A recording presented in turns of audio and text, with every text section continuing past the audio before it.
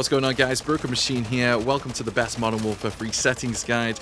Do be sure to sit back, relax, turn on your consoles, turn on your PC, and let's get into this, shall we? Make sure you set the aiming input device to controller and leave menu prompts on automatic. Recommend editing button layout and setting this to tactical flipped. Basically, your right analog stick now crouches, changes stance, slides, and dives, making you highly effective out there on the battlefield. If you don't have a fancy controller, you may want to try bumper jumper or bumper jumper tactical flipped. Basically, the left trigger at the back there allows you to jump and mantle. Highly effective, recommended. Of course, you can set a fully custom controller scheme here if you wish. Bumper ping merges lethal and tactical on the same button and switches the tactical and ping buttons from the current button layout.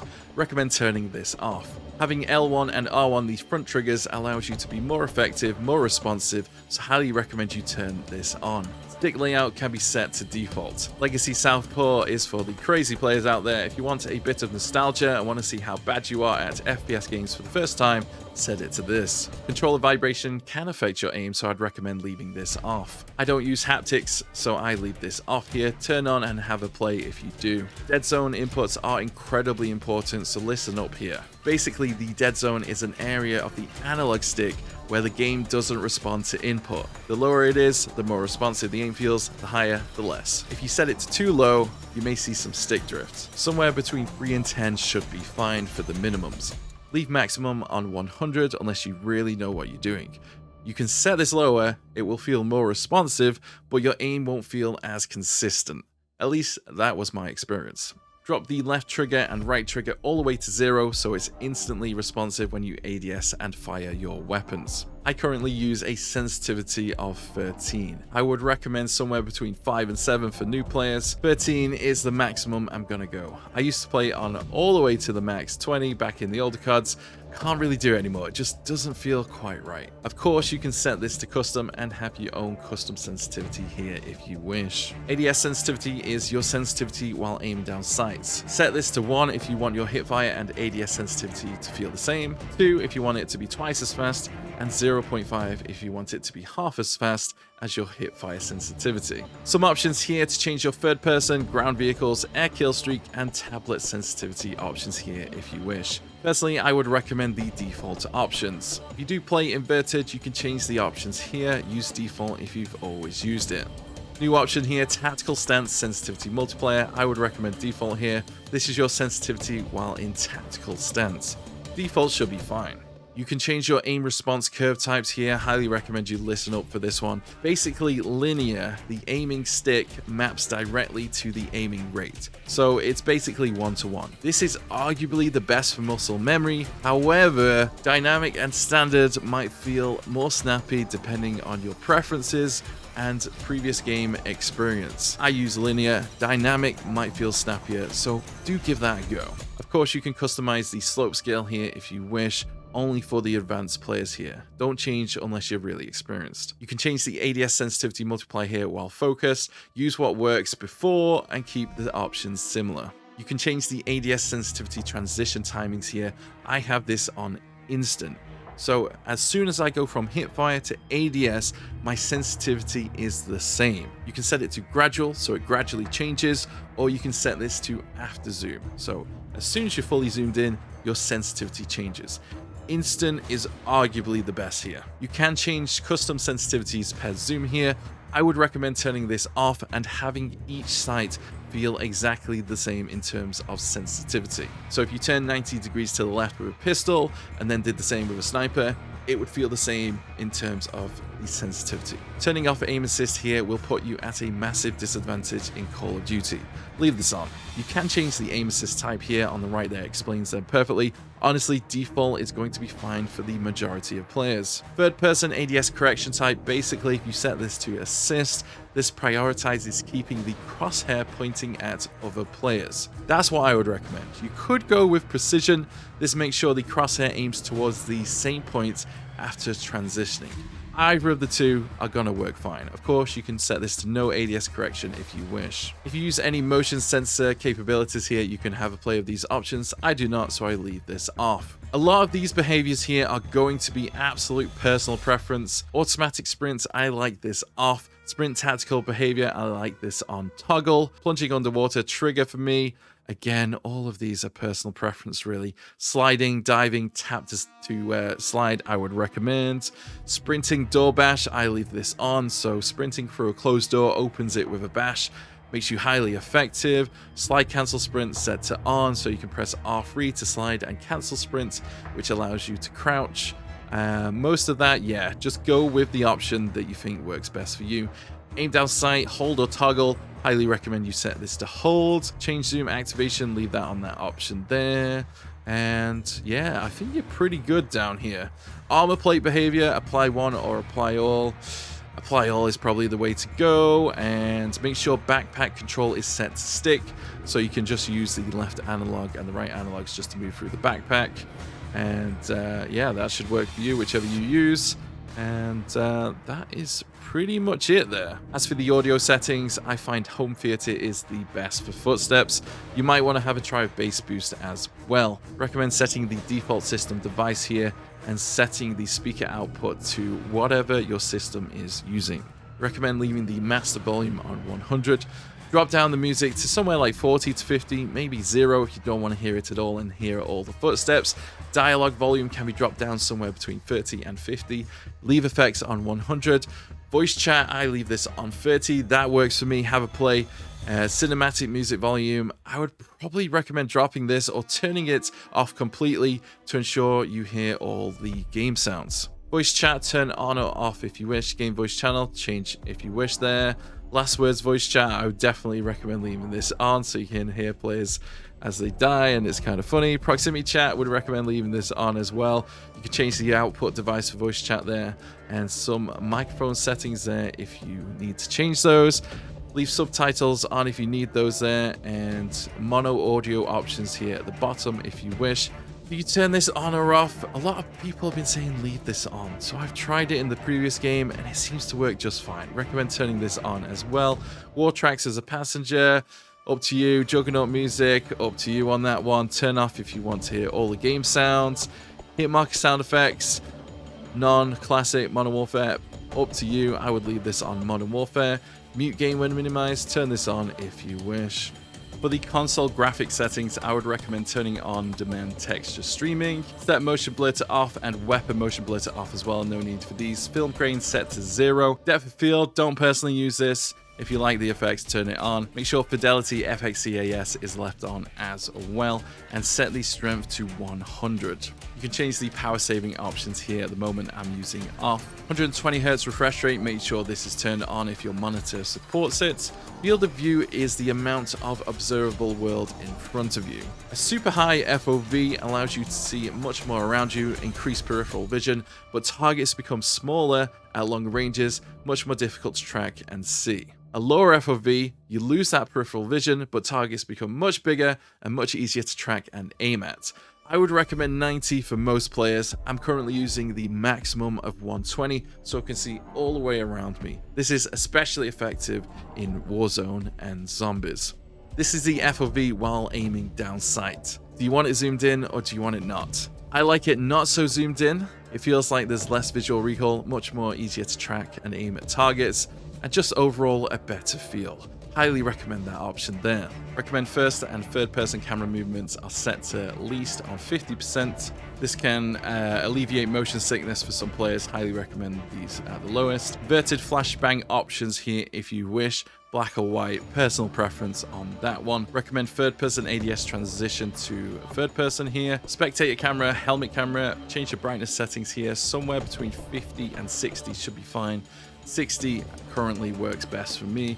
You can change the safe area here if you wish. Highly recommend you bring this in a little. Your minimap will be closer to the center of the screen, making it much easier to look at while you're moving around the map. If you're on PS5, do be sure to set the game preference to performance here and make sure 120 Hz is set on as well.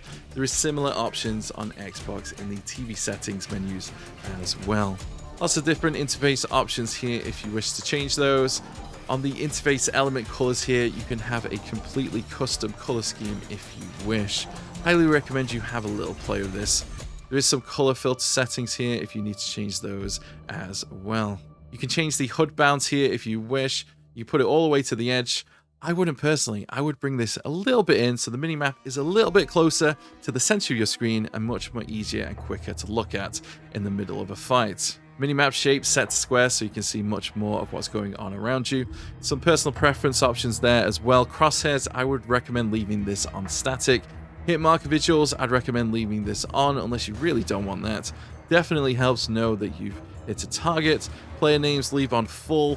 This helps when players are sat in bushes and in darker areas. Make sure you leave this on. In-game text chat, turn off if you wish. Vehicle HUD prompts, may as well leave on default values. And all of these, again, personal preference here, really. Turn off the gameplay tips if they're getting a little bit annoying. Honestly, they can be pretty frustrating at times. You can import the legacy settings here from previous games if you wish. And most of this is options that you need to change yourself if you need to. But that should be most of it. If you're on PC, do be sure to right-click the desktop, click Control Panel, and make sure your monitor is set to the highest resolution available, and the refresh rate is set to the highest as well. On the 3D settings here, I would highly recommend you copy the settings I am currently using. We could go through all of these, but this should work fine for most people. Do be sure to make sure vertical sync is set to off. On the adjust desktop color settings, make sure the digital vibrance is set to 70. This will make it much more a nicer looking game and much easier to see targets in certain areas. You could go all the way to up to 100, but the saturation is going to look a little off. Have a play, see what works for you though. Make sure display mode is on full screen exclusive unless you really need these other options. You're going to get the most FPS with that and the least input lag.